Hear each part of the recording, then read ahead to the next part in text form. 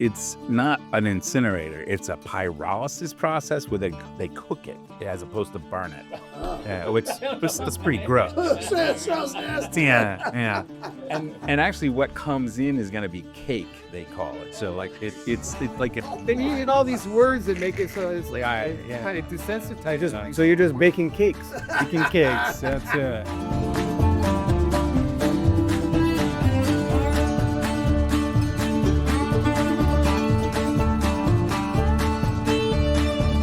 Welcome to Cumberland Unfiltered. My name is Gary, and I'm joined by Brad and Jason tonight. Although new to politics, our guest today is just the kind of guy Rhode Island needs in the House of Representatives. A lifelong resident of Rhode Island and a resident of North Kingston in the 90s, the 80s, and now since 2017, our guest is running to represent North Kingston as state representative for District 32. He has a distinguished and comprehensive resume that uniquely qualifies him for this position. He developed submarine targeting software for 20 years while working in the private sector. He then opened up his own company, B2B Gateway, in 2000. After 20 years of developing what has become known as subscription software, he sold his company. Realizing there was more than he wanted to do, he enrolled in Roger Williams Law School in 2023 and graduated with a master's degree in law to complement his master's degree in computer systems and his master's in business. Having no intention of practicing law as an attorney, which I find very refreshing, he decided to use his knowledge to make good laws and give back to North Kingston in Rhode Island. Please welcome to the show the next Rhode Island House Representative for District 32, Kevin Hoyle.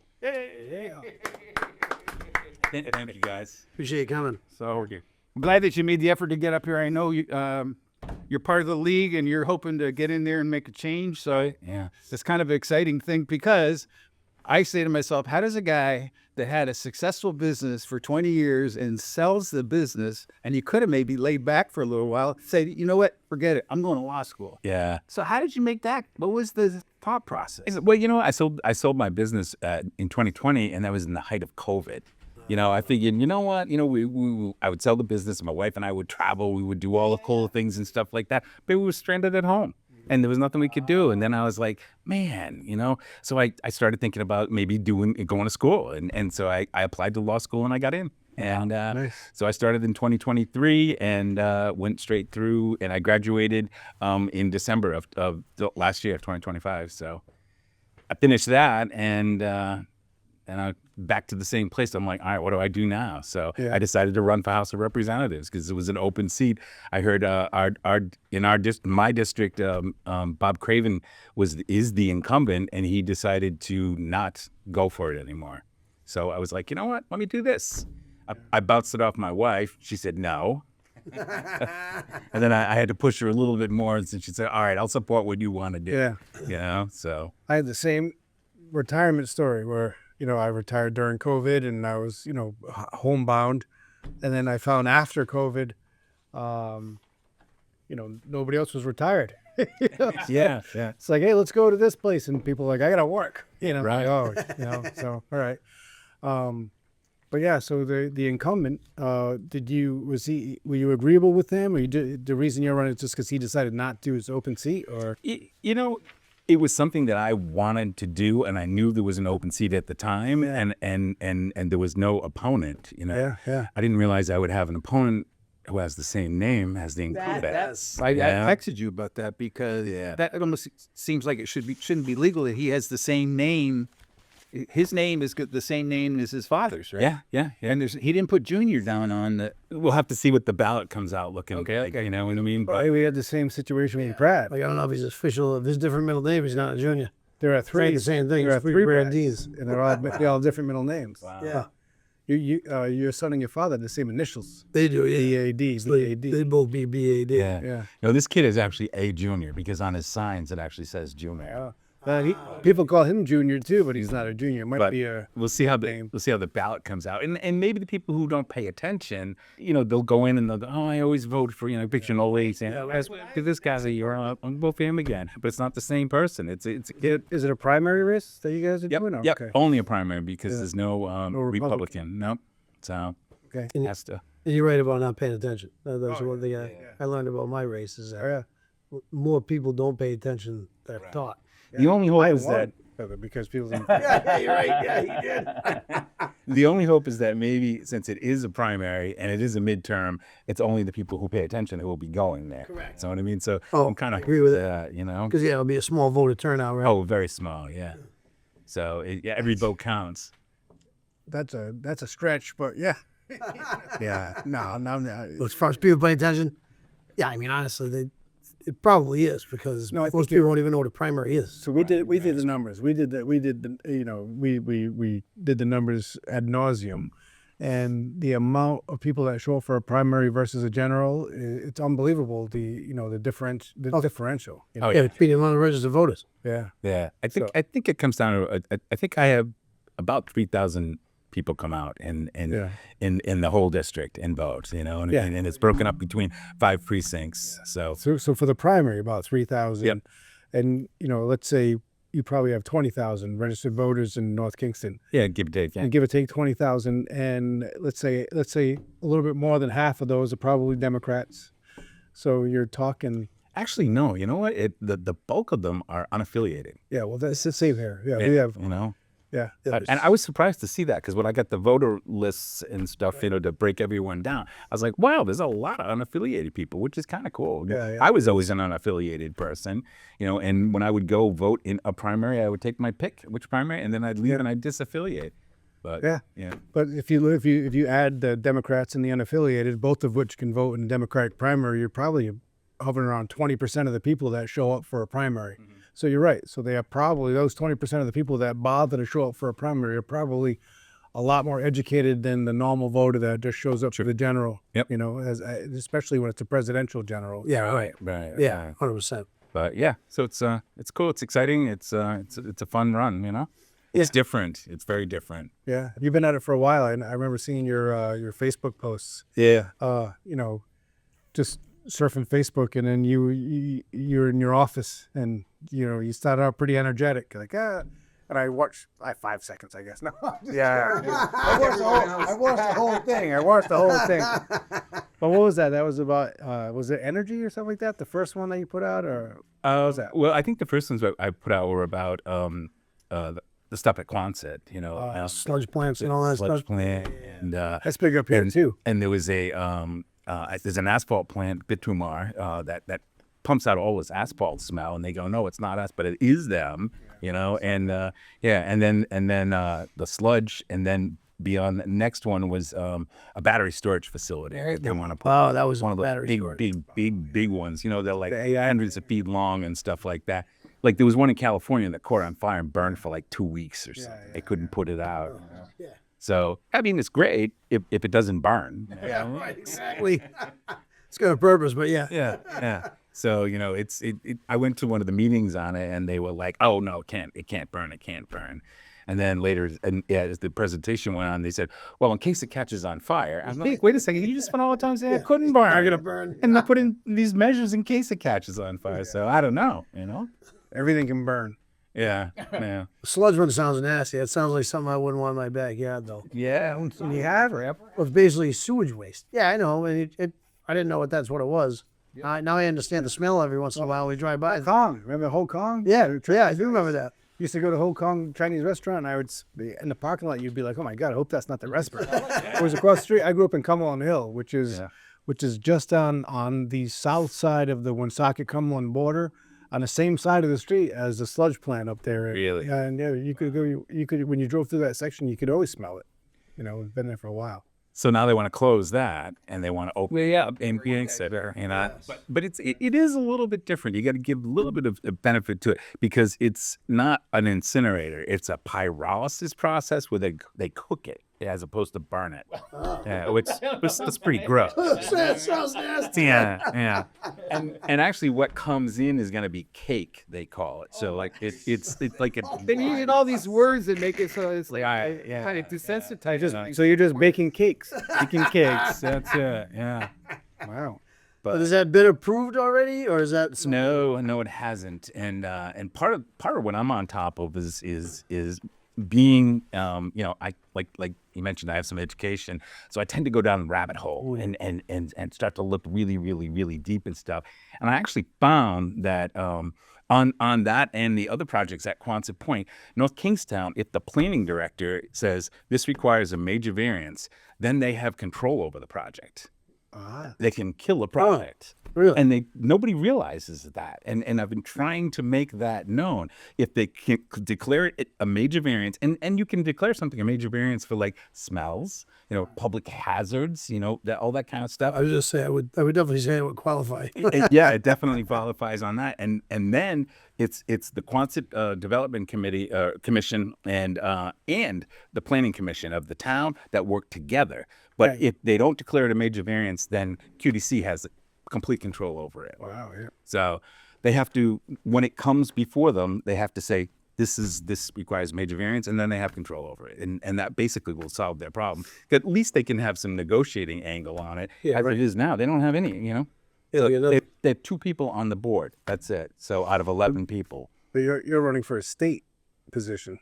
I am. So you're going to have to deal with this at some point at the state level. Yeah. Because we're still going to have a sludge problem. With Socket going down and North Kingston saying no, there's still going to be some kind of a sludge problem. Right. And I went with Mark Bransrobian, I think he was on here. Yeah, he was. And Dave Levac, and we went down to Narragansett, and we went to the sewage treatment plant down there to talk to them about what sludge is. And it's like, okay, what is sludge? And apparently, they, when this sewage comes in and it's nasty, they introduce some biotics to it that eat it, the poop, for lack of a better word. And then in the RV, and so the sludge is kind of like the carcasses of this bacteria stuff that just dies. And so, I didn't know that. And but what happens is if it comes from an industrial facility or something like that, it can have other crap in it as well. Like heavy metals and toxic materials and stuff like that. All the organics are taken care of, but that stuff doesn't. So if you get it and then you cook it down and then you still have this toxic stuff in it, it's bad. What do you do with it? Does it end up getting stored in Quonset? Because they can't give it or take it. I was about to say, it's funny, I was just about to ask that. If you're not burning it and incinerating it and turning it into smoke, what happens to what's left over? Well, the end product is supposed to be used as a like a fertilizer. That's what it's ultimately supposed to be used for. But if it has the heavy chemicals or metals in it, they can't haze it. That's what happened with leaded gasoline. Yeah. They burned through the automobiles, but it still came out in the exhaust, and it got into the soil and got into everything. And so they can't just incinerate it with heavy metals. And now there's different levels of this too. But we learned at that facility where, like, if it comes from residential, it's not going to be bad. And it's not going to be that like stinky, really, when it's all said and done. You haven't been to Brad's house, So that's stinky. So they need to classify it, and if you had like industrial stuff that's going to have bad stuff in it, all right, put that somewhere. You know what I mean? Maybe find a place to do the lesser hazardous stuff. So I don't think it can all be put in one basket. Is that a giant issue for North Kingston areas? Is that one of their biggest issues? Because I remember when they were talking about the power plant in Burrville around the Zambrano. Remember, every other house had the no. Yeah, say no on number 2 or whatever. For the power plant, no power plant or something like that. Is that again? This signs everywhere, Kingstown. Yeah. No sludge, no this, no. I used to go to North Kingston all the time. When my kids played sports, we'd always play North Kingston, but I haven't been down there in probably a year and a half or so. Oh wow! Yeah. But is that except going through to Narragansett, it's not a dig on North Kingston. There's lots of good stuff in North Kingston. I just haven't been in the residential areas where, So it's an issue that it is an issue right now. It's an issue solidifying the the electorate. So I can understand that. Yeah, it definitely is the hot topic, and people have come to me and say, how do you feel about sludge? I live there. Yeah. You know what I mean? I feel the same way you feel about it. You know what I mean? I don't want toxic stuff being dumped out. I don't want asphalt smells. I don't want the stuff. Yeah. So it's my town too. Yeah. Even though I'm running for the House of Representatives, I'm representing North Kingstown in the state. So on your Facebook page, you say that you're a centrist, old school Democrat. Yeah. How do you tell me what that definition is to you? Is there a way to define that, or is it already said when I said it? That really tells everybody what it is. You know, I think back like in years ago, and I think it was Ronald Reagan and Tip O'Neill who would always at each other all the time. But then they would go out and have a drink together or whatever, and play golf together, And in the past, people could clash on political issues and still respect each other. That doesn't exist anymore, and I don't like that, I mean, our country was founded based upon, it was when Madison was putting together, the Constitution and stuff. They talked about different parties, and he called them factions, and he was afraid of these parties because he thought people would be fragmented and say, okay, everything here, everything there. But the other side of it is he wanted to be able to have opposing views coming at each other, so that you're not always right. Maybe somebody can say, oh, his better way, and be able to accept that. What I would like to be able to do is talk to the Democrats and talk to the Republicans and talk to the independents and maybe not agree with them, but at least respect their views. And that's kind of what I feel like that old school kind of mentality, that mindset is just being able to do it. When I was a kid, things weren't as separated as they are nowadays. Families are broken up over politics nowadays. Oh, yeah. Thanksgiving. Yeah, absolutely. I tell you, you can do that with somebody like Gary, who is not on social media. Like Brad and I recently went to a crawdad. It was a fundraiser, crawdad cookout thing, and we met a guy who attacked us. Brad ran for mayor. Who attacked us on social media, and we sat there and we had a bunch of beers with him, and we talked all day long, a couple hours. We got along. And I was right back to attacking us on social media. You know what I mean? It was like at the end of the day, we're like, he's a great guy. He's a pretty good guy. And then you open up his Facebook and you're like, Jesus. It's like, oh, God, we're not even running for anything. Yeah. So I think that's part of it. Back in the day, you would have just had the crawdad, the cross-stitch, have a beer thing, and you wouldn't have had the social media stuff. It was it's like inner monologues coming out and people just saying stuff that maybe they should wait a day to say. Keyboard cowboy. It's easy to say that stuff behind the keyboard. Yeah. 100%. Yeah. Keyboard cowboy, right? Yeah. So maybe if everybody I knew was on social media, I wouldn't like half of them as much as I do because I could see that they're oh my God, look what they find, Oh, it's like growing up, right? There was two things you never discussed. It was politics and religion. Yeah. And it's like, I feel like that's all that you ever see now on social media. I mean, we're guilty of it too, Yeah, 100%. But you have to be nowadays, everybody has to be labeled a certain. You do. And I don't like that. And they're right. There's no shaking. There's no crossing across the aisle. I think he's shaking hands across the aisle. And Bradley's doing this, but go ahead. I'm sorry. Go ahead. No. So No, I just say you're old school. Yeah. They call them JFK Democrats. Those are kind of like you're right. Everybody played the sandbox. They at least, would agree, disagree, agree to disagree. Yeah. On things. So like you're saying, you're a moderate Democrat, right? There are lots of moderate Democrats, but it's almost like they have to whisper it. Hey, I'm a moderate Democrat. We did a float in the 4th of July parade.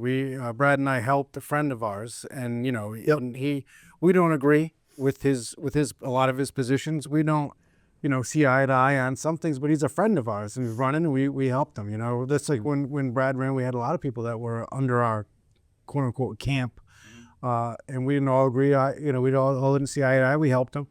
And as I was walking, I'm in the Portuguese marching band, and I marched in the parade with the band. So everyone else was going to be on the float. And behind me was the town of Cumberland Democratic Town Committee. Yes. And as I'm walking to the band, they were in between, and I started talking to some of them. I'm not going to mention any names, and they were like, oh, wait, I agree with your side. And I'm like what side? I voted more times for Democrats than I have for Republicans in my life. Yeah. Because my father was a Kennedy Democrat. My father was a Democrat town councilman in town, and even when I joined the military, I joined the Army as a 19-year-old, and I told the story before. I gave my commander my mail-in ballot, because back then that was the only way you get a mail-in ballot. You were infirmed or you were in the military, you got a mail-in ballot. And he said, he just asked me, who you voting for? And I told him, Bill Clinton. My first presidential vote ever was for Bill Clinton. 2 years later, I got kicked out of the military because Bill Clinton reduced the military. I was like, I was like, what the hell happened? They were like, and everyone was like, well, that's why the military votes Republican. But I still voted. I voted based on the what I agreed was the most important issue. Sure. You know what I mean? And so when he said that, I was like, what side? Like, what side? Why does it have to be sides? Yeah, why's this side? Yeah. Yeah. Well, that's it. But here's the other thing. Even within, and you're gonna know this being a moderate Democrat, even within the party, in the town, there are sides. Yeah. You know what I mean? Like you can't just be Republican Democrat and it's kumbaya on both. It's like, oh, you're Republican Democrat, but you're this guy's Democrat, and I'm the other guy's Democrat, and you know what I mean? And then you're, so it's just never ending, Yeah. And I don't think there's any way around that unless you see a way around that. I mean, I don't know. I don't have a good track record. I got thrown out of the North Kingston Democratic Town Committee meeting. Yeah. Cleaning your mouth for saying No. I was. you're running your mouth. I do. I know that. But yeah, I reached out to the chairman and Gil Bianchi, and it's a good guy, he's a lawyer and stuff, and I met with him in his office in Providence, and then so he invited me to the meeting, and I went to the meeting. This was in April, and there's a person that I probably don't want to name her, but she's on the school committee in North Kingstown, and anyway. She during this meeting, she got up and she said, "There's a person in here who's not a real Democrat." Oh no! And I filed all my paperwork as a Democrat. I received the voter list from the Rhode Island Democratic Party because you have to be a Democrat in good standing, and I have all that stuff. I'm like, it's not me, right? So some lady in the corner goes, So you're looking around, go, who is this? she goes, "I'm an independent," and they said, "Do we get a second?" Because the motion was to have the Democrat removed from the meeting. Really? Yeah, and so Gil says, "Do we get a second?" And nobody seconded it. So it was like, "Oh, okay." So that lady again stands up and goes, "Mr. Hoyle," she's behind me. She goes, I don't believe you're actually a Democrat." And I said, "I'm a Democrat. I filed all my paperwork as a Democrat. Everything says I'm a Democrat." She goes, "No, you're wrong." She said, "I checked the Rhode Island Secretary of State's website, and it says you're unaffiliated." And I was like, "Oh, doesn't that automatically update when I do all this stuff?" And people said, "No, you have to actually change it." And I was like, "Oh, I could do that on my phone in a minute, And exactly. So he said, "Do we have a second?" Nobody seconded it. Oh well, that's good. Okay, right?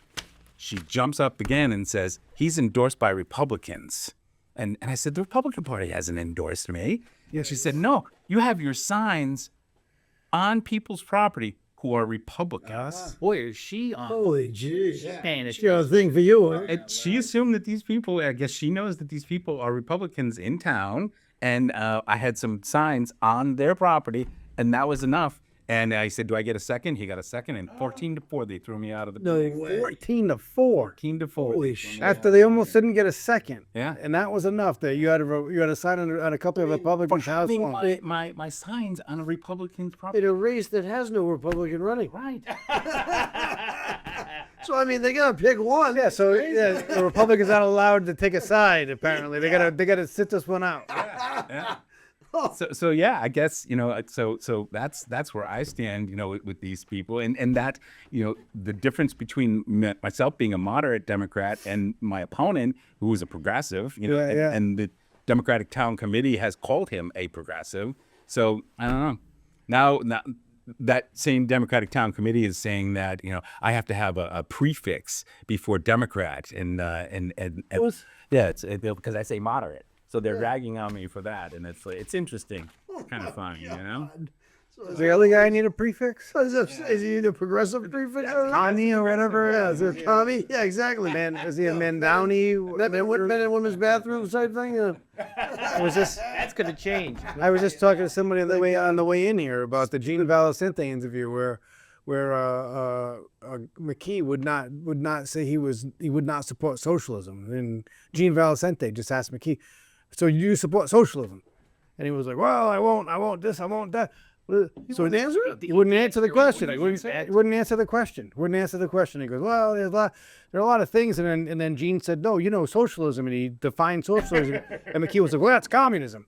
And he goes, well, no, it's like communism light or whatever. And he was like, he's like, well, Gene, well, a lot of different. He goes, are you really not going to disavow socialism? And he was like, he wouldn't answer the question. Holy But shit. does that mean he gets a prefix? You know what I mean?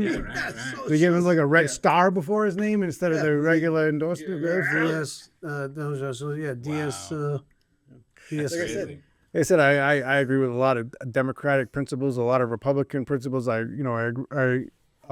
I do not agree with socialism. No. No.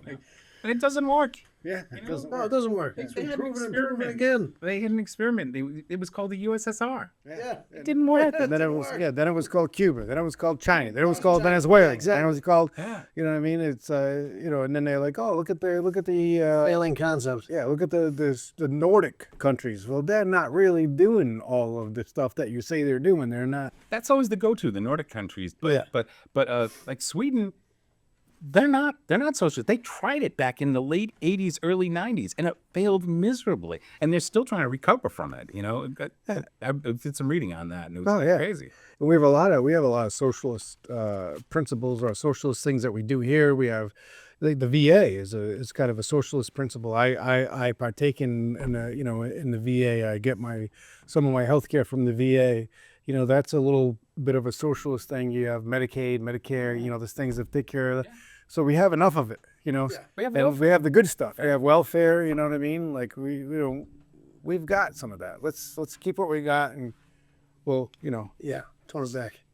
I don't want to say tone it back, but let's keep the level we have and then not go crazy, Anyway, we went down. Well, supposedly 40% of the people in Rhode Island are paying for the 100% of the people in Rhode Island as far as that number goes. And now with all those Taylor Swift taxes and all this other stuff Anne's talking about, it's probably going to make that number even smaller. Well, choose a piece of love. Because the few are carrying the many, and not that we like it to be that way, but this and in a state where there's 1 million people, this should be number one. This state should be number one in everything. How hard is it to get 1 million people to do it? Like California's got like 40 million, right? Yeah. Harder. Florida's like 25 million. I mean, it's harder to do. But with 1 million, why can't we know what's right? I mean, we've been listed as being last in most every darn thing when those or I know it lines up a lot. and all those and any business climate and all that kind of. I tell you, I have an opinion. Yep. I mean, I know this is going to be a surprise, but it's because, like I said earlier, people have to whisper. They have to whisper. I agree with a lot of what you guys. Well, when you're there, but not sort of like me. No, but I mean, but the problem is the people that are in power. Yeah. They spam. They the people that are there. Like we're talking about. Why'd they vote for the $15.2 million budget? Oh, if they don't, they'll be stripped of committees, and their office will be moved to the basement. Well, you got to be okay with that. So we got to get enough people that are okay with that. Exactly. Do the right thing. Stick to your values. Yeah, even if you're up to your ankles in septic, overflow in the basement of the state house. Yeah. Do the damn right thing. Yeah, make the right decision. Yeah, it's not easy. You got to do that. And if enough people get in there, then now people are going to start seeing, oh, I can't vote for a $15.2 billion budget, $1.2 billion over what they're going to ask for, just because.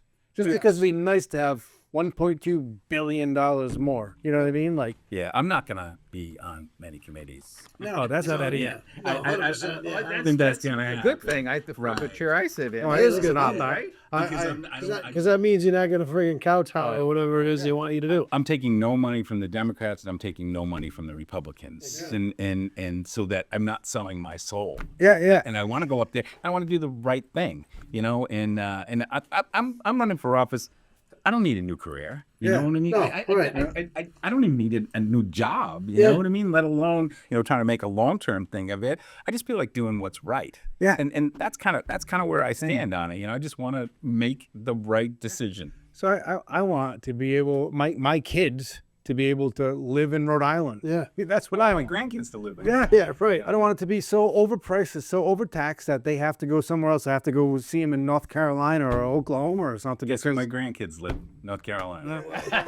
Well, I was stationed in North Carolina, and I knew it was so cheap. You could get a mansion down there for half of what you can buy, like a 1,000 square foot house here. It's unbelievable, and everything's, the roads are nice. public, the sidewalks are nice, everything, you're not wrecking your car on potholes.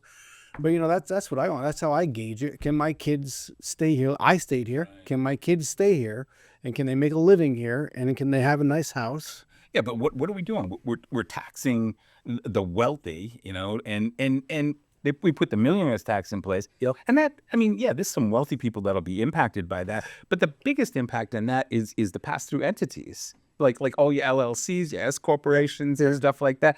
That's what's going to hurt. So what does that do? That hurts the businesses. And the bulk of our state has small businesses that we employ people with. So those small businesses are going to say, hell with Rhode Island, I'm moving out. The wealthy people are going to say, the hell with Rhode Island, I'm moving out. The Taylor Swift tax you add on top of things for people. Why? At what point do people just say, I'm done? I'm done. I'm out. Brad, You never get any of that tax money. Right. And the top 1% pays for 34% of our taxes. And the rest kind of pay the, Is that how you said, yeah. Oh, yeah. Yeah. Okay. Yeah. So that 1%, we chase them away. Who's going to be left? The middle class, blue collar workers are going to have to foot the whole bill. Yeah. Well, Brad and I went to a committee on affordable housing. We hooked up with a guy. He was one of our third podcast. Donald from Ireland, who builds factory-built homes in Ireland. And we brought one over here. We built it here as a model home. And we're trying to, get him off the ground. And we went to the committee on affordable housing or housing, and they had, these companies come in to ask questions, and there were 2 companies. That's it. And the reason was, the question was, why are there only 2 companies in Rhode Island that are willing to do this? And one of them was Brad, who's wanted to bring the house over from Ireland and do some of it here, but bring the majority over it and then, build on that. And the answer was because it's not profitable, because you have, there's too many taxes, too many regulations. You have to pay the wages are too high. Yeah. So we have a housing affordability problem in Rhode Island, but we can't build the housing in Rhode Island because we have a expense, problem, a profit regulation. The house is going to be built in a month. It took us 2 years. Yeah. Before the approvals and everything else was finalized. Engineering plan. This thing comes over as a kit. You just plug and play and put it together. It's like a puzzle. Yeah. Yeah. It was 2 years. So they in Ireland they build them in 7 days. From the time they get to your pad with the utilities and the septic on it to the time that you're cooking in your kitchen and watching your TV, it's 7 days. Is that right? Yeah.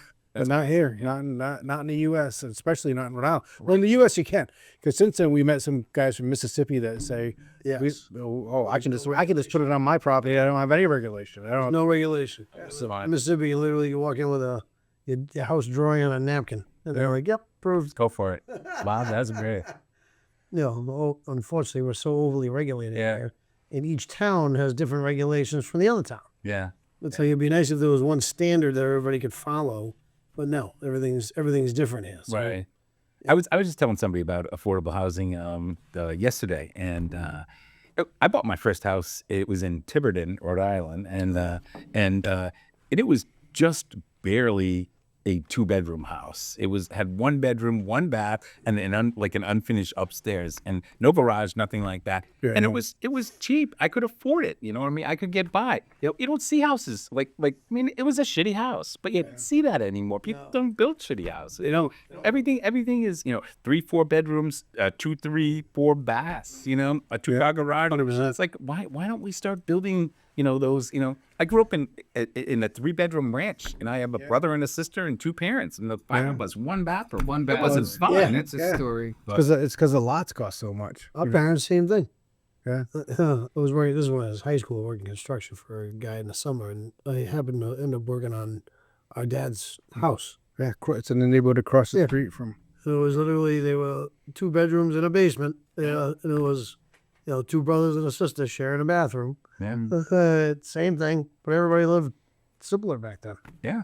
Lived a little bit grandiose. Yeah, and you didn't have whatever, movie subscriptions. You didn't have cell phones you had to buy for all the kids. Insurance wasn't that high. Insurance wasn't even required back then. No. You know? That's right. And you could send your kid to school in a beater car. My first car cost $300. And No longer. Good luck finding that now. no, now everything's a subscription. Everything, it's so many more bills. I kind of sat down and looked through my finances because I had to do it for a different issue, and I was like, wow, look at all these things that when I was a kid didn't exist. Yeah. I got my kids' PlayStation subscriptions that I'm paying on. I have an Amazon subscription. You got cell phones. It's like Netflix. It's these are things that you didn't have to pay into back then. Back then it was gas, if electricity and and taxes, and even the taxes back then weren't out of control. No. And cable. I was around before cable. Well, now the issue is that, tax and spend. It's like, heaven forbid we look at the budget and actually dissect that thing. Right. And figure out where the wasteful money is. Yeah. It's there. You know it's there. You know damn well it's there. Yeah, but we, who was it? The new Speaker of the House, Lazarjewski. he decided that it'd be great to have a Inspector General, but then we fund it with like $1.8 million. That's not much money. Well, And it doesn't include the legislature or just. that's a whole other piece of You got to there somewhere, but I mean, the part about them being exempt to it just makes you laugh. Those are the ones that we want the guy for the most, right? How ridiculous is that? Yeah, it's crazy. But and he's supposed to be a progressive, like remember everything in the papers. And he wrote this article in the newspaper 2 weeks ago talking about the millions and millions and millions of dollars that were added to the budget to help low income people. And and he appears to be someone that's going to get behind those sorts of numbers. I don't know. So he has a prefix to Democrat. Yeah, right. Well, yeah, didn't they say he's progressive, right? Yeah. He's progressive. How he got that job? Yeah, I mean, he's got I a don't prefix. know. And how, that Val, what's her name? Val Lawson. She got her job. I have no idea either. But I mean, the guy, and now he went to Harvard, and that's a good thing. But to me, going to Harvard's a bad thing. And a lot of people aren't hiring the Harvard people anymore because of the indoctrination they went through. So I don't know where this guy is. And who was it that told us that? Was it Chippendale that said if they watch to see who you vote for and where if there are any issues that are going to go to vote, they see how people are going to vote, and then like if you don't go the way they want them to go, the phone's going to ring and someone's going to say, Kevin, what the hell is going on here? I mean, you're in the basement already. We can't. Yeah, I'm joking about that, but at the same time, that's apparently there's pressure for you to vote how they want. But your mentality is what we need. Yeah, You don't care. I don't. And that's the mentality you need in those positions. That's it. Yeah. That's how it works. Yep. Right? I mean, I'm not going to do this for a long time. Yeah. I just want to do what's right for a while. So When I ran, see. I didn't care if I won or lost. I just wanted to make a change and make a difference. Yeah. Like you said. Yeah. And that mentality is kind of what you need, because it's like otherwise you're just gonna be a lemming with the rest of them over there and follow along. It kills me. You see it more in federal government than you do in the state because there's more of a divide. But like when a vote goes right down the party line, Oh yeah. it just pisses me off. Oh, it's unbelievable. It's It's like nobody has an opinion of their own. Right. Somebody, you think somebody would just say, no, and you see Fetterman kind of doing some stuff like that. He's stepping out about this line, he's going to be in the basement pretty soon. He is gonna- It's funny that they run somebody against He's him. one of the few guys that really kind of sees it the way I see it. I mean, in part, and he's Give the guy credit. Give the guy credit. yeah, you got to say he's. Dude, just buy a suit. Just buy one suit. I've seen him in the suit, but he likes his hoodies, right? Yeah. That's the part. Shorts. I like it. Like I said, I like that he stands by his convictions, and even when I don't agree with him, you know what I mean? Yeah, right. But I mean, you just buy, one. Look the pot. Yeah. You don't have to wear the tie. Just wear. Yeah, of course. Going on the button down. Sorry. I want to run for office. I want to do what's sensible, and I want to research like some of the bills that go through there. It's like, what? Because I've really focused on them this year, and it's like I can't even believe that they're doing this. It makes no sense. Yeah. It makes no sense. And they don't read them all. Yeah, no. 400 bills come to the floor. There's no way in hell they're reading all But that. you can run them through an AI nowadays. You get a summary. Oh, you get a Cliff Note version. Yeah, so it makes it a lot easier if you use the tools, and then double check and stuff. But I don't know. Maybe somebody that's wanting something else is willing to vote for this because they want to get that. There's a lot of horse trading that probably goes on, right? Right. But to have that many, that's the thing you've heard about the Democrats, voting the way that they're voting, and then people in the state still vote for them, and does that make them insane because they're doing the same thing over? I don't even know. Expect a different result. Yeah. So something going to happen. So it's different. It's going to be different for you in the primary. It's going to be a lot, like you said, a lot more people that are in tune to politics. Yeah. When he ran in the general, and there were people that had no idea what was going on in town. Yeah. But they just voted for the Democrat because that's what they always do. He ran as an independent, and the Republicans voted for Republicans, and that's what they always do. And he missed a bunch of Republican votes and missed a bunch of Democrat votes because he was an independent. And a lot of people just voted the way that they're always going to vote. I mean, luckily we don't have the master lever anymore, Right. which wouldn't matter for you anyway. But that gets people that care about their vote, to have to do at least a little bit of research and a little bit of digging. But Yeah. how are you mainly getting your word out to the people? Is it social media or? The demographic in my town it fits like Facebook. It Yeah. really does. It doesn't even fit Instagram that well, So I'm relying pretty heavily on Facebook, and I'm doing those videos. Yeah. And trying to get those out. And those aren't like just vote for me. It's like trying to educate people on certain things. You know what I mean? And make it. That would be part of my job when I get in there. Is if some bill comes out, I'm going to let the people know what it's about. That's a novel idea. Kind of, what I mean? But you're a representative of the people. I mean, that's kind of what it's supposed to be about, So I don't know. I'm going to give it a go, and see how it works. But right now I'm knocking a lot of doors, which is a scary thing to do nowadays. People don't, it's like, Mom, somebody's knocking at the door. You can hear it. Answer the door. Next time, my door anymore. I don't want to get. The dog is barking, and the door, and the screen door is closed, but the main door is open, and it's like, wow. And a lot of times they just don't even answer. No, I'm not going to do it. Yeah. Just leaving a card here. See ya. But yeah, when somebody comes and knocks on your door again, you go back to like when your childhood. Oh yeah, somebody knocked on the door, you'd be like, "Wow, who's here?" Yeah, and they're excited. Yeah. Now everyone hides. Yeah, they hide. Yeah. I remember those guys coming around selling vacuums. You were knocking on doors. Did you see people through the window? I can see it right there, sitting on the couch watching TV and no movement. Right. And the problem is that's the guy I got to get to.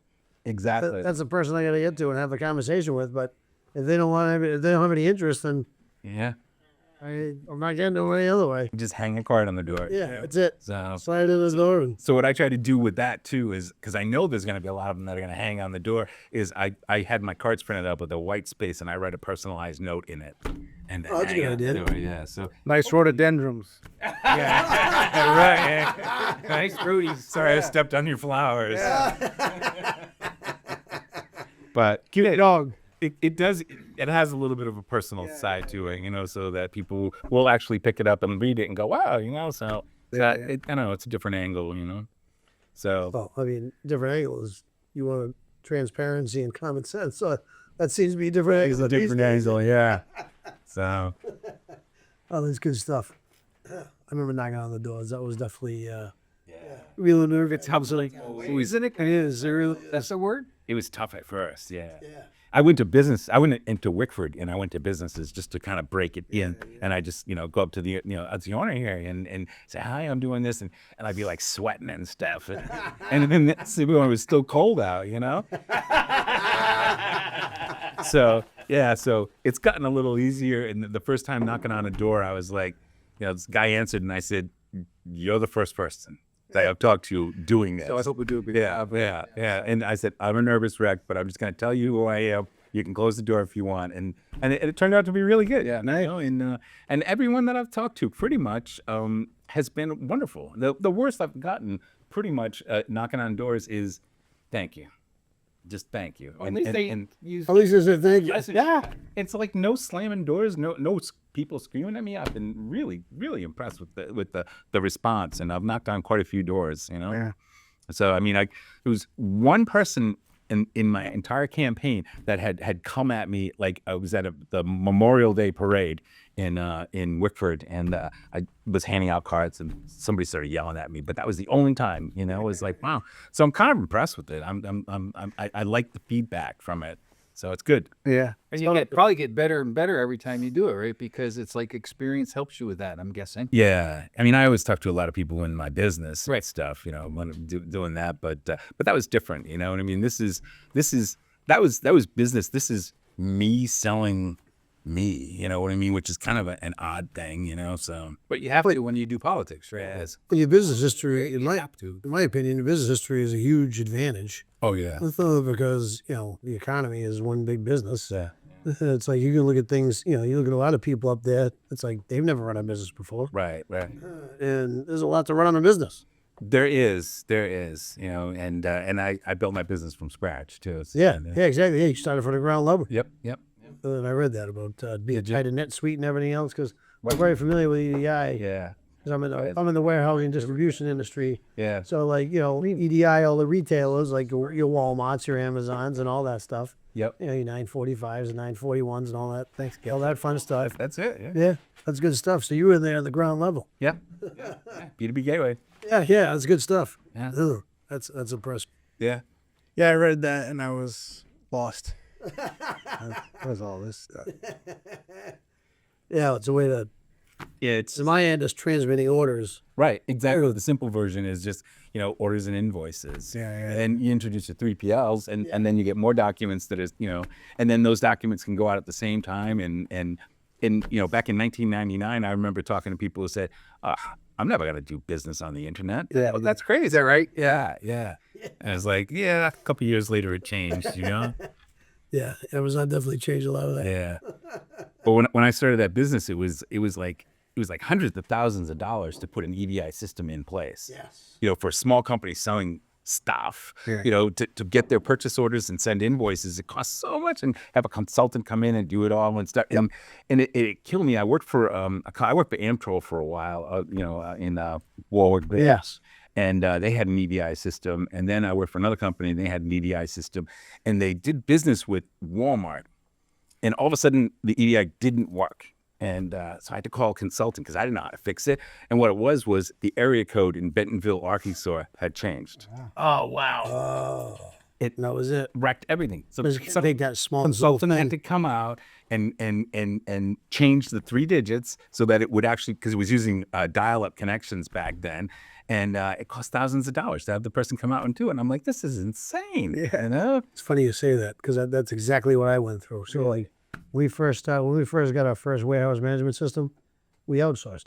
Yeah. And it was like then I ended up hiring from within because I didn't want to have to wait for be on somebody else's time clock. Yeah. And it was and the same thing. It would be like a simple address change. Didn't match what the post office had in their system. Right. This would throw the whole thing out of the way. It would mess everything up. So what my idea was in 1999 is that instead of putting all that stuff on location for some company, Right. I would use the internet to have that data sent to us, and then we would do all the conversion of the data and send it out in the right format. So it would go from like a company to me to Walmart. And then from Walmart, we'd send it back to my company, and then we give it to the people that were selling the goods, and it worked. And we charged a little tiny fee for each line item on it. 5 cents a line item. That's why since a line, and it kind of added up over the years, So, but we ended up growing. Had offices in Ireland and one in Sydney, Australia. Oh, wow. And to service that the Westpac area and the whole European community out of Ireland, and then we were based here in Rhode Island too. So, but we flew under the radar. I always kept a low profile. Yeah, right. And we didn't care where our clients were from. It wasn't like we targeted Rhode Island companies. We didn't have billboards or signs or anything. Just we worked through accounting packages to get them to say, oh, this is who you use. And so we would just get business. We had operated in 17 time zones and 24 hours a day. And it was pretty good. It was It was a lot. We processed a lot, like Cyber Week. I was Cyber Monday. It was Cyber Monday. Yeah, yeah. But miss it? No.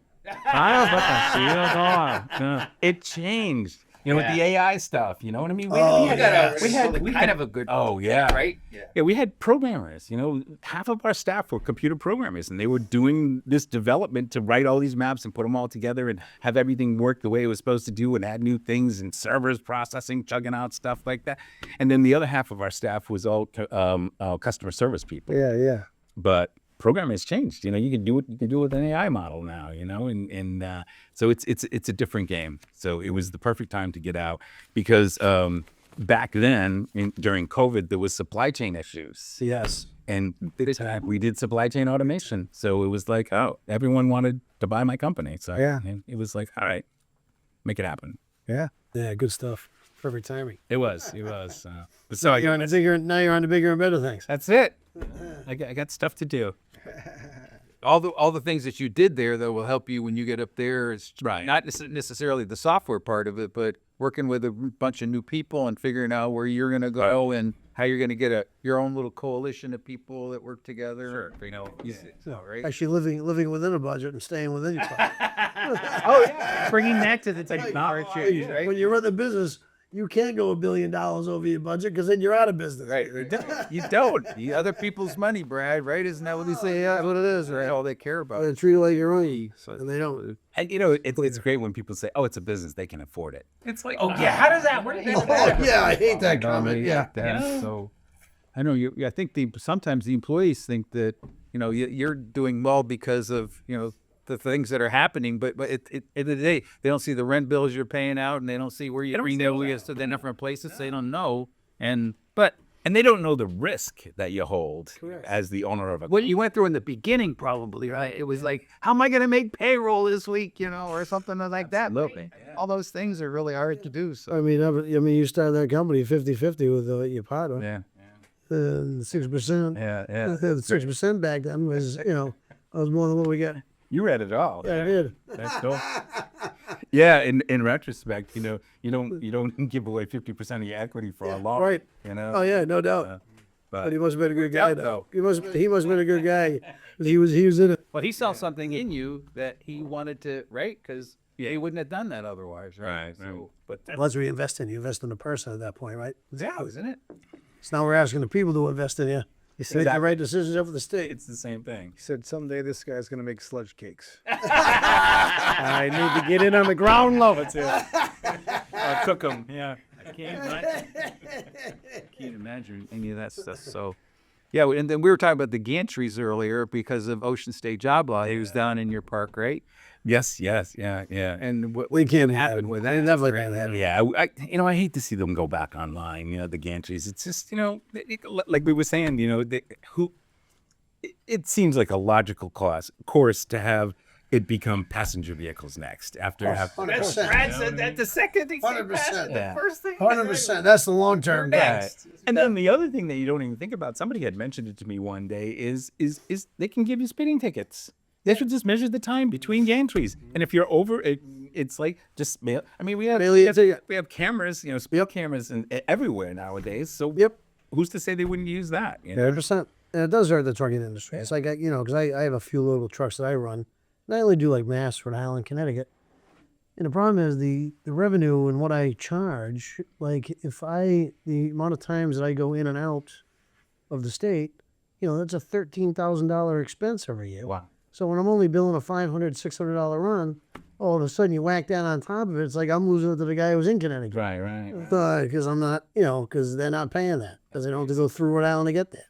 So, and how many gantries did they have? It was like 18 or something like that. Oh, yeah. And that's a huge number, but No. then they needed. But we have a small state. Yeah, small a stuff. software update for $20 million. I'm wondering if they're holding that off until the actual expenditure, until we get past the election, so that to see if folks would stay with it or not, because I think they threw $60 or $70 million into building them, $20 million to update the software. No, it was $360 million. All right, thank you. So And they still need on $20 million now to finish. it's going to be a $400 million deal before. They did collect a little bit of money in the bidding, which apparently they can't find that money now or something. Probably went to general fund. Yes. Yeah, but they'll tack on an extra 1.2 billion just because on the budget. But then when those gantries go back online, they're going to say, "Well, we need to charge everybody 1 cent every time they go under it, just because we don't have the money." Well, if you don't have the money, then how do you go 1.2 billion dollars over the recommended budget if you don't have the money? Right.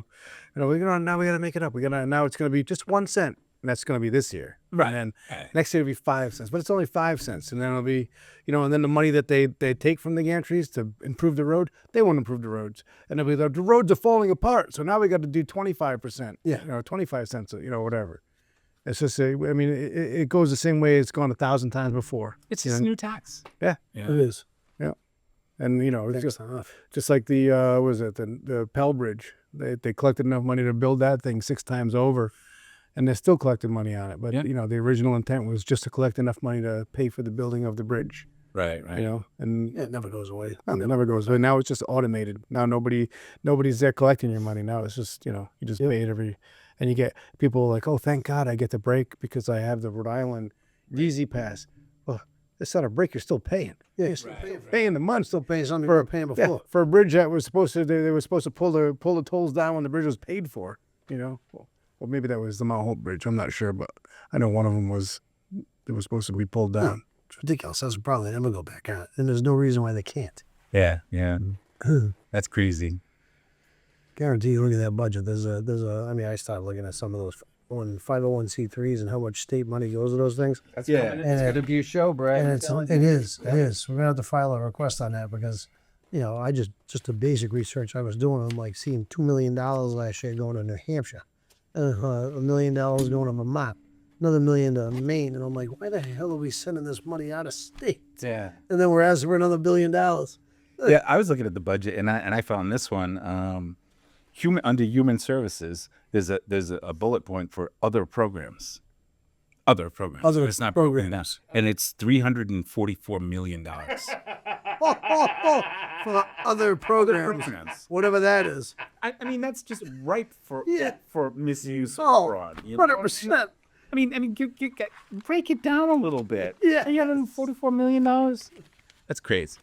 That's insane. I don't think they want you to be able to look at the budget and understand it and be able to figure it out like with basic CPA skills, right? Because they rob Peter to pay Paul, and they figure out other ways to. Even at the Even local. Cumberland, it was tough. You couldn't get into the detail. So it's like you have the line item, but you can't get into the breakdown of the detail on the line item. It's like, Cumberland didn't do any really great job with their budget last year. They're in a hole already, and they're figuring out ways changing our trash pickup and all that. 5% next year, 8% on the water bill. It's like whack, whack, whack, whack away. The fire, that went up 5%. That one of 5%. Yeah. Yep. So it's and down there it's even probably it's got to be a bitch of the budget something like that. Yeah, You yeah. gotta- and most people say, "Are you kidding me? I'm a slog to that thing." No. AI. I mean, can you scan something of that size? yeah, it's and not- ask AI to tell you what you think's Yeah, going you can just say, just analyze this single document and tell me about it. Yeah, that's pretty cool. So do you like scan the documents in or something? No, you just upload the document. Oh, So yeah, but as a PDF, you just say click and you upload it and you got to tell the AI what it is. Say you're like an analyst and you explain what is that how you job. do it? Yeah, and then you explain what you are, and then you tell it what you want. So you have to set the Have you framework. done that with any stuff?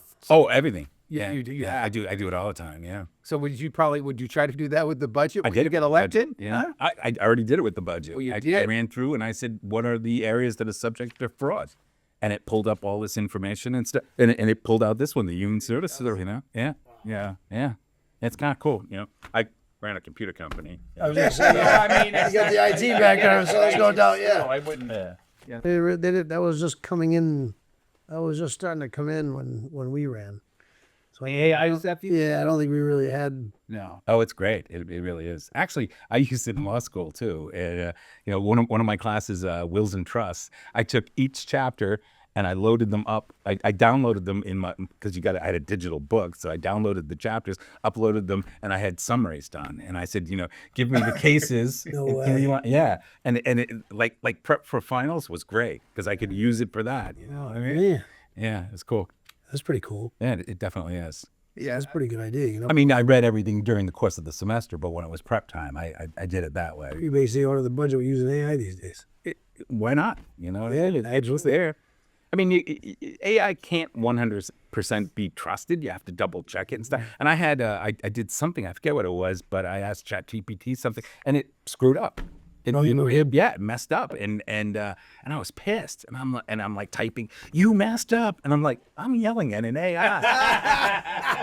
I'm scolding it. You know, it's like, what am I doing here? But it actually apologized. It said, "Sorry, I made an assumption that I." No way. Yeah. It knew where it had gone wrong. Yep, because I pointed it out. I said, I told you I needed this exact, because I literally was yelling at it. Meanwhile, it has earmarked you for extermination when it becomes self-aware. It's like priority level 1, send T800. He was mean to me. No, it said, yes, you're right. I made a mistake. I made an assumption on this, and I shouldn't have. I wonder if the people at the State House now do that kind of thing. I mean, I think they probably.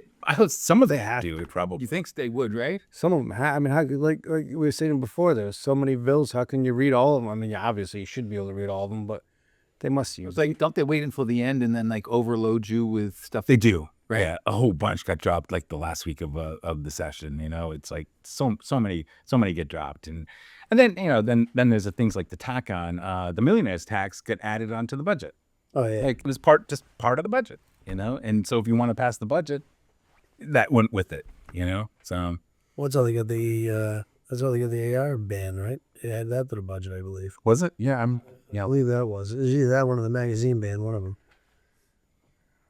Well, I'm not a fan of any of that stuff, as Jason was saying. So I guess, unfortunately, I don't have to rely on that thing to get where I go, because I just think it's morally wrong. But I mean, I would use it as a tool if I was doing something like you're doing, but I fortunately don't have to do that. So we earlier talked real quickly about the sludge plant, the asphalt plant, and the battery plant that are down at the Quonset. And we didn't really, the sledge, I think we did a good job with getting to the bottom of that. But is there any little bit more you could talk about from the asphalt? What's going on with that? Yeah, well, those three projects are big news in North Kingston now, and basically, the sludge and the battery plants have been through the preliminary phases where they actually have an area mapped out for they're going to be set up and how things are going to go. And the sludge plant has been approved for office space in a shed. That's it, not for the actual processing. They haven't gone through the review process yet for the pyrolysis process, which is the cooking of the baking of the cake. The poop cake. Yeah, right. But the asphalt process has moved a little further along. That one's called Bitumar, Bitumar, and they're putting out asphalt smells. And where they are in West Davisville area of Quonset adjoins Reynolds Farms, which is like a neighborhood. So they're smelling it in that neighborhood. That neighborhood's not in my district, but I'm still, backing them up because that's part of the town, Yeah. And so the smells are going over, and they're being told by the town, oh, just, file a complaint or send us an email, let us know that it smells. And it's like every day these people are sending these same emails. It's, oh, we got 10, oh, we got 5, oh, we got whatever. But nothing's really being done about it. But in with Bitumar, it's interesting because they are further along in the process. They've already gone through all of the approvals to get that operation running. So my concern, and I filed an information request today from the Quonset Development Corporation asking for all the paperwork surrounding the approval process, because we need to know if they went through the technical review process, and then because it's the technical review process where the planning director of the town gets invited and has the ability to say, this needs a major variance. And if it needs a major variance, then the town can control the project going forward. So there's still hope for both the battery project and the sludge project because they haven't gone through the TRC process, the technical review committee process. When that happens, if the planning director from the town is there and she says it needs a variance, then they have control. Then they can stop, they can modify, they can tweak, they can make these programs safe.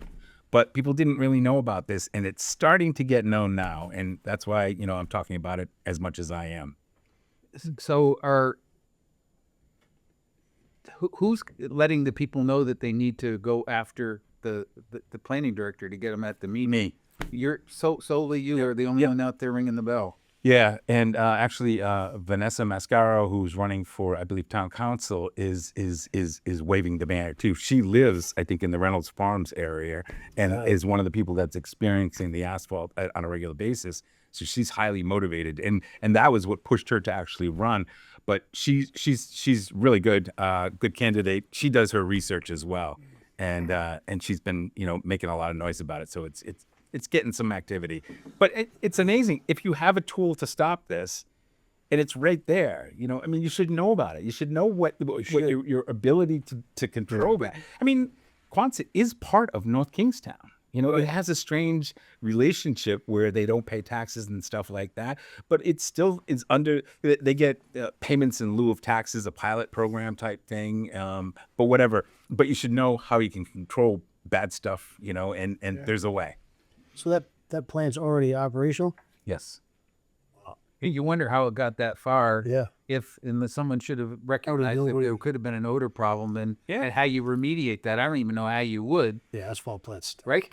Well, there was a claim that the stack coming out of the facility would have a burner on it, so that it would light up the stuff and it would dissipate all of the smell. It doesn't work. No, that's the same thing they have with the Johnson landfill years back, where you could drive down 295 in the summer and smell it, and they were like, "No, we're burning it off." I'm like, I can drive down 295 and smell it. It's not getting burned off. But the neighbors were like, "Oh my God, it stinks." Yeah. And they were like, "No, we're burning it off." Yeah. It doesn't work. Exactly the same. I don't know if maybe it does a little better now. I haven't smelt it in a while. But how political is the planning board? I know we had one of our first guests was Maria. Remember Maria from Maria Redstone? Yeah, it's the Golden Boot. Yeah. I got the Golden Boot Award. So in Cumberland, the mayor appoints 5 of the 9 planning board people. Really? And Maria, well, she just happened to not vote the way apparently that the mayor wanted. So she was on the planning board for something like a dozen years or whatever it was. One time.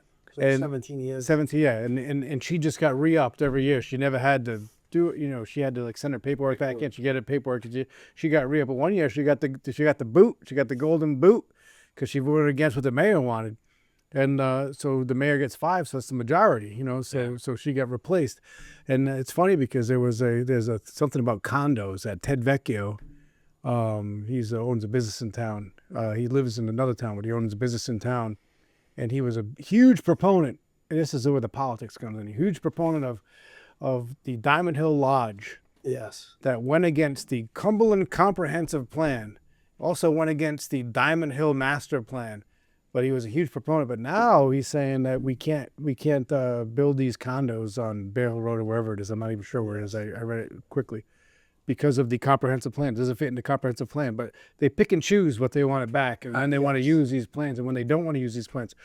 But it failed one vote and ended up passing the other vote, and it was, I guess, according to the Facebook post. This is just a Facebook post.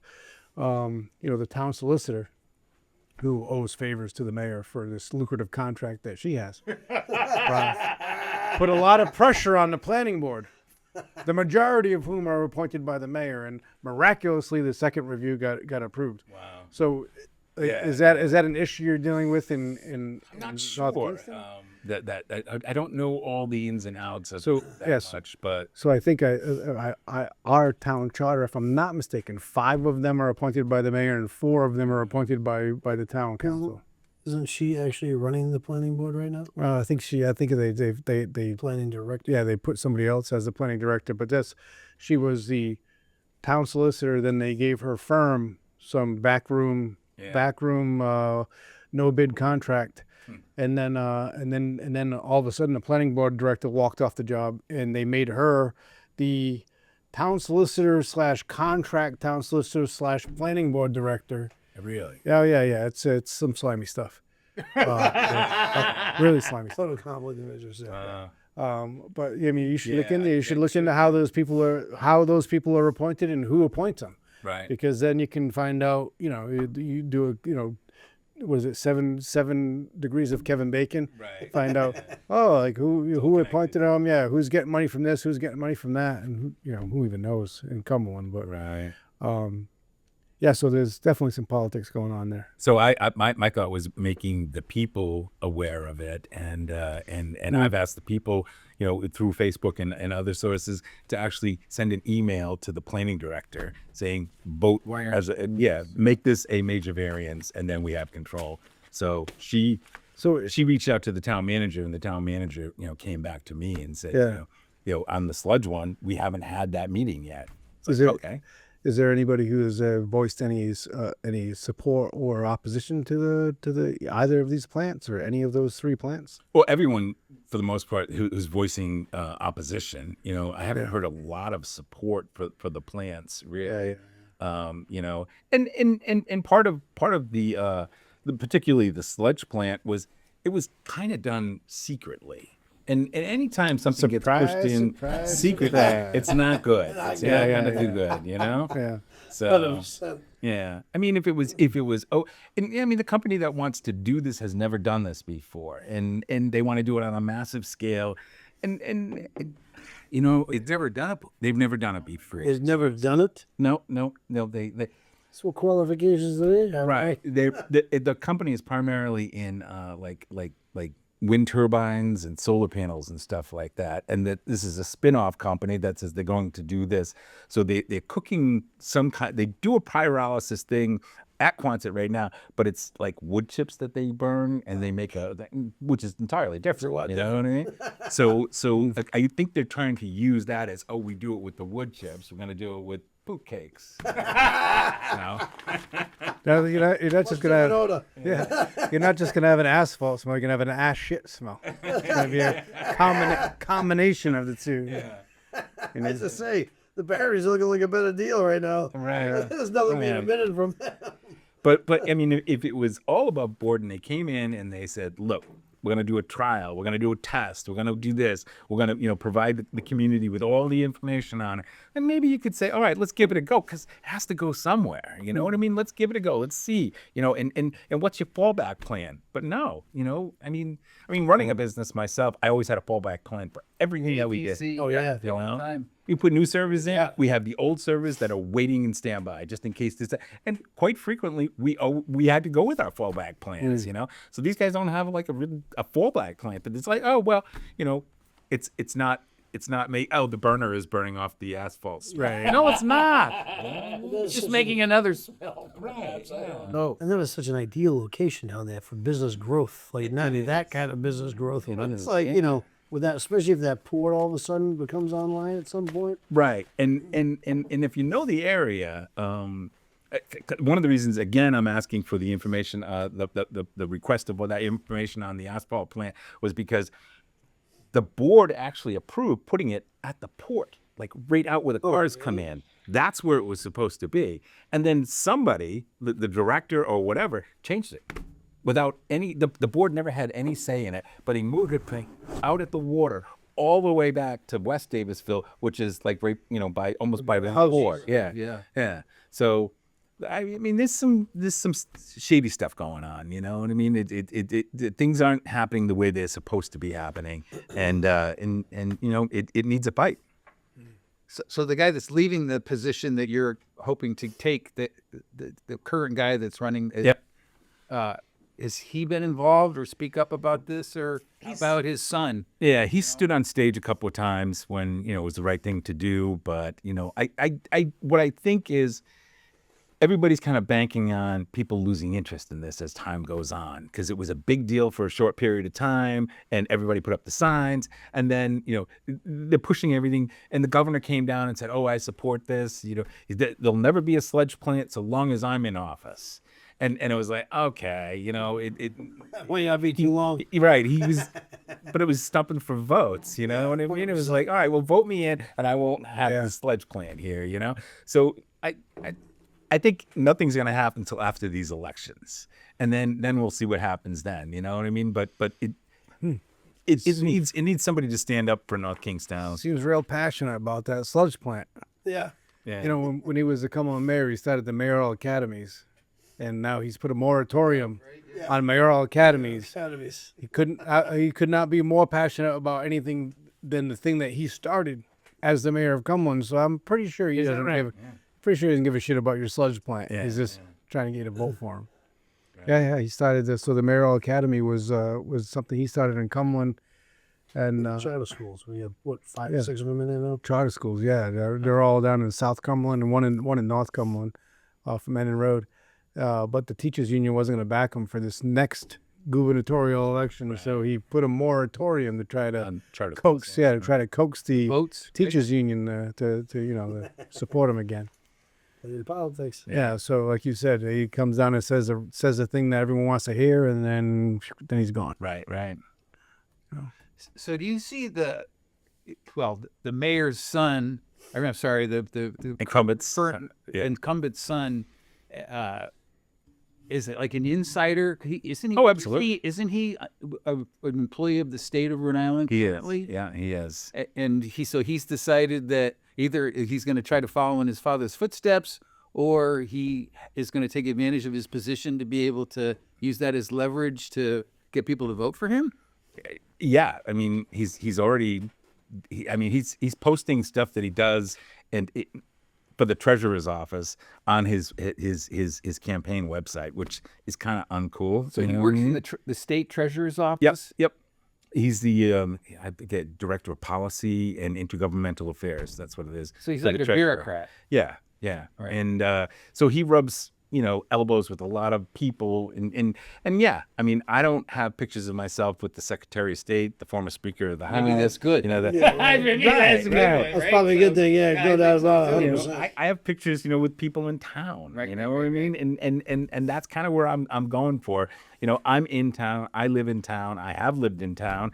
He recently, I think, moved to town. Is that right too? Well, yeah. I mean, he sent out his Mother Teresa letter. The letter to people. That says, Reversing myself, kind of. yeah. It's like 4 pages. Talking about his grandparents and his siblings and all check all the boxes kind of thing. You know what I mean? But in it, he talks about his struggles trying to find a place to live in North Kingston. So I assume that he just moved into North Kingston this past month. You know what I mean? And well, I mean, his address on all paperwork was his dad's address before that. But I mean, I don't know if he lived at his dad's or whatever. Requirement for. Yeah, and I'm sure he meets it now too. You know what I mean? So you It's can only 2 months before the primary. I think you have to be like in 20 days or 30 days. I forget what it is. Yeah, it's not much. It's not much. Oh my gosh. So I mean, that's fine. But yeah, it's a different story.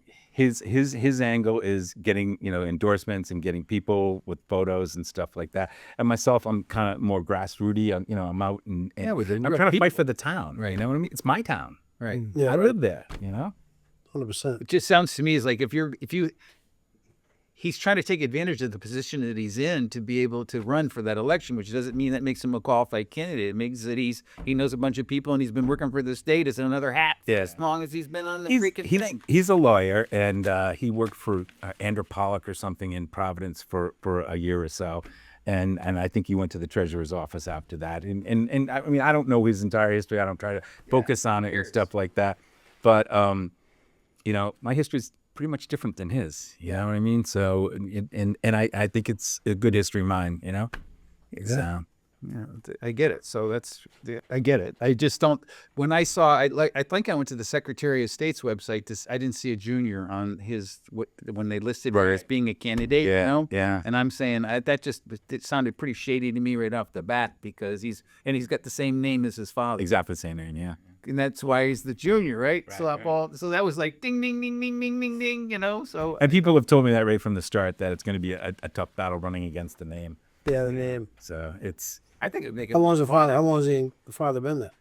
The father's been in like 13. 12, 13 years. No, from 2013 was his first year. Yeah. No kidding. Yep. So both answers are correct. Right. From 13 and 13 years. Look at that.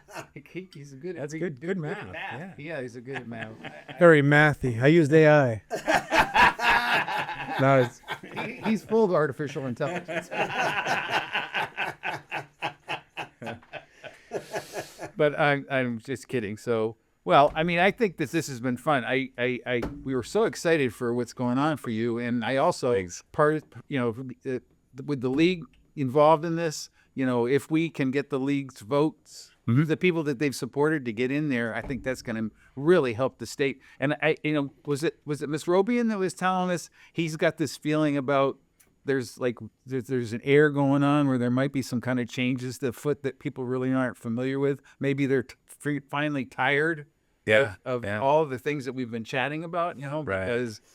And I think the league is great because there's no restrictions, there's no requirements on any of the people. Cool? It's the way it should be. You know what I mean? I don't care if you're a Democrat or a Republican or an independent, and they're sensible people and they're backing them and People over party, right? exactly. So it's really neat. And the negativity coming from the some of the people that's out there. Seen it recently. Yeah, it's crazy. You just make stuff up. What do you say, Brad? What do you like? Oh, I saw one today talking about it's not made up of all these small businesses, blah, blah, blah. It's like Trying to shoot them down because they may be all successful. these people running in wolves in sheep clothing type shit. Right. Like, And then these people have no clue. they're trying to say that the Nazis and pedophiles and stuff. Yeah, they've been called everything. It's like, or you have to take an oath and stuff. Oh, keeper. It's crazy. It's insane. It's The just Constitution should be a guide. That's about it, right? right. It's just a sensible group that's trying to get right decisions made by getting the right people in the right place. I mean, they're pretty much open about everything that they're doing. Absolutely. I can see. Yeah, Yeah. And the Levesque, he's everywhere trying to make all sure over that the this place. happens, right? That guy has amazing energy. Unbelievable. Yeah. Unbelievable. Crazy. He was at the 2A event that we had, and he's All over the place. and he said, anytime you need me, you call my telephone. I don't care if it's 3:00 in the morning. I'll help you guys out, because he's so committed to this work. Yeah. And I have to give him, and he's passionate about it too. So I mean, And it's true because I've called him at all kinds of times, and he answers the phone. It's like, hey, Kevin, what's up?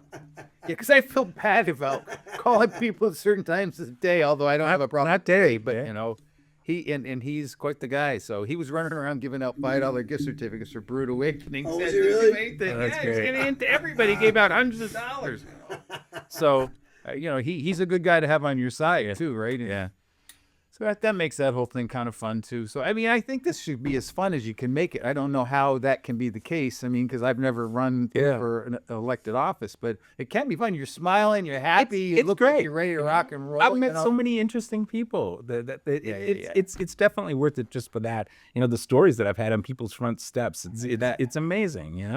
Is your wife still into it? That's the real question. She said yes. She tolerates it.